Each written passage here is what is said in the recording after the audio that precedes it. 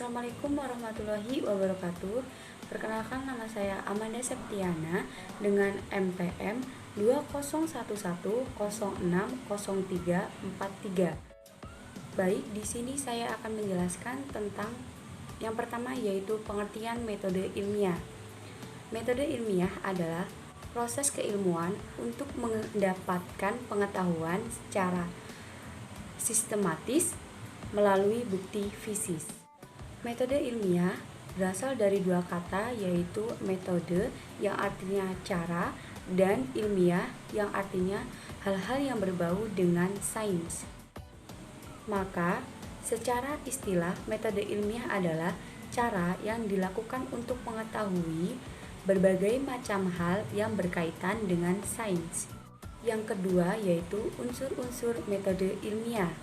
Unsur-unsur metode ilmiah yang pertama yaitu karakterisasi. Karakterisasi merupakan proses pengidentifikasian sifat-sifat utama yang berhubungan ataupun relevan dengan subjek yang sedang diteliti.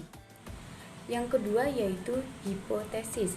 Hipotesis merupakan aktivitas pendugaan sementara dari apa yang telah didapatkan dari aktivitas pengamatan dan pengukuran yang telah dilaksanakan sebelumnya. Yang ketiga yaitu prediksi. Prediksi merupakan deduksi dari hipotesis. Jika hipotesis yang dibuat berguna, maka peneliti dapat segera membuat prediksi dari kejadian yang diamatinya. Hasil prediksi yang dibuat bersifat statistik dan belum diketahui tingkat kebenarannya. Yang keempat yaitu eksperimen. Aktivitas ini digunakan untuk menguji apa yang telah diprediksi sebelumnya. Jika hasil yang diuji sesuai dengan eksperimen, maka berkemungkinan besar hipotesis yang dibuat benar atau membutuhkan penelitian lebih lanjut. Akan tetapi, jika prediksi tidak sesuai dengan hasil eksperimen, maka hipotesis perlu ditinggalkan dan diganti dengan yang baru. Yang terakhir yaitu evaluasi dan pengulangan. Evaluasi dan pengulangan merupakan penilaian atas ketetapan hipotesis dan prediksi berdasarkan hasil yang didapatkan dari eksperimen, dan pengulangan pada tahap-tahap tertentu apabila tidak didapatkan hasil yang sesuai. Assalamualaikum warahmatullahi wabarakatuh. Nama saya Devi Cayani Berkawasari, NPM 201110604336. Di sini saya akan menjelaskan tentang kriteria dalam metode ilmiah. Kriteria dalam metode ilmiah dapat dibedakan menjadi 6, yaitu yang pertama berdasarkan fakta. Hal-hal yang didapatkan dari penelitian seperti penjelasan, keterangan, atau uraian untuk digunakan dalam analisanya harus berdasarkan fakta, bukan dari hayalan, perkiraan, legenda, atau kegiatan sejenisnya. Kedua, bebas dari prasangka. Menggunakan prasangka dan pertimbangan berdasarkan subjektif tidak termasuk dalam metode ilmiah. Oleh karena itu, dalam penelitian ilmiah harus bersifat bebas dari kedua hal tersebut, serta menggunakan alasan dan bukti yang lengkap dan menggunakan pembuktian yang objektif. Ketiga, menggunakan prinsip analisa. Prinsip analisa digunakan untuk memberikan arti terhadap fenomena kompleks. Tidak hanya itu, semua masalah harus dicari penyebab dan pemecahannya dengan menggunakan analisa yang logis. Kemudian yang keempat, menggunakan hipotesa. Hipotesa digunakan untuk menjadi pedoman pemecahan suatu masalah. Selain itu, hipotesa juga digunakan untuk membantu dalam menentukan data yang harus dikumpulkan, sehingga hanya informasi yang relevan dengan tujuan penelitian saja yang harus dikumpulkan. Yang kelima, menggunakan ukuran objektif. Penggunaan ukuran objektif harus ada dalam penelitian atau analisa, bukan untuk menggunakan metode perkiraan atau dengan perasaan. Dan yang terakhir, menggunakan teknik kuantifikasi. Ukuran-ukuran yang dapat diperlakukan dengan teknik kuantifikasi yaitu ton, ohm, kilogram, dan sebagainya. Kuantifikasi yang paling mudah dengan menggunakan ukuran nominal, ranking, dan rating. Sekian dari saya. Wassalamualaikum warahmatullahi wabarakatuh. Assalamualaikum warahmatullahi wabarakatuh. Perkenalkan, nama saya Medi Restari, NPM 201100600096 dari Pendidikan Biologi. Di sini saya akan mempresentasikan tentang karakteristik metode ilmiah. Karakteristik metode ilmiah mempunyai beberapa sifat. Yang pertama, bersifat analitis dan kritis. Bersifat analitis dan kritis dimaksud di bawah ini yaitu dengan melakukan eksperimen dan observasi maka akan diperoleh hasil yang akurat dan relevan. Kedua, bersifat logis. Bersifat logis adalah langkah-langkah yang dilakukan oleh para peneliti dalam melakukan metode ilmiah.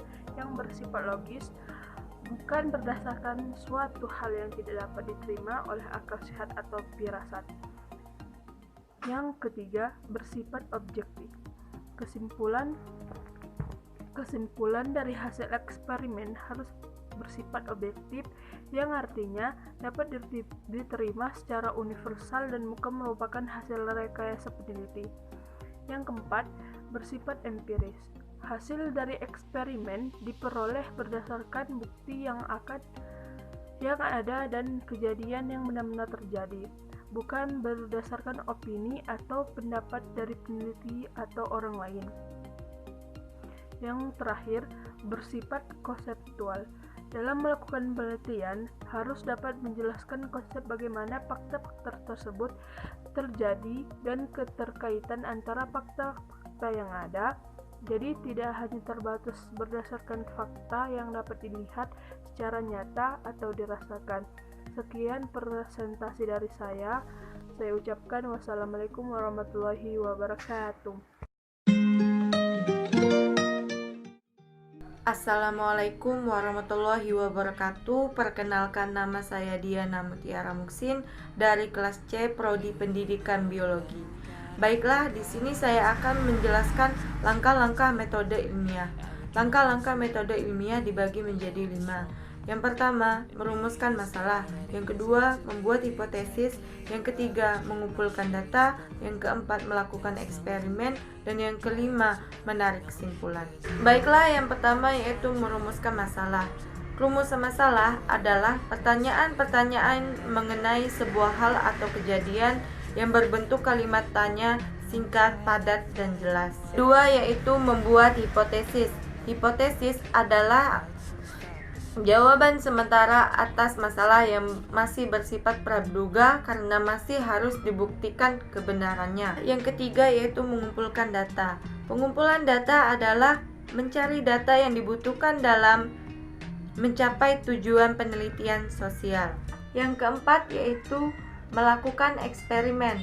Eksperimen adalah suatu set tindakan dan pengamatan yang dilakukan untuk mengecek atau menyalahkan hipotesis atau mengenali hubungan sebab akibat antara gejala. Yang kelima yaitu menarik kesimpulan. Menarik kesimpulan adalah mencari akibat dari eksperimen yang dilakukan agar dapat lebih mengerti alasannya bisa terjadi begitu. Assalamualaikum warahmatullahi wabarakatuh. Perkenalkan, nama saya Kirsa Salika dari Pendidikan Biologi dari kelas C kelompok 1.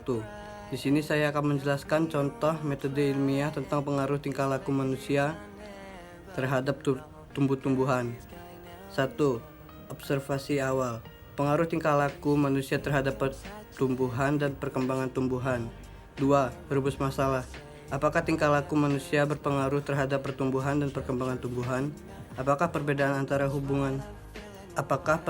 antara tumbuhan yang mendapatkan perawatan dengan baik dengan tumbuhan yang tidak terawat oleh manusia? 3.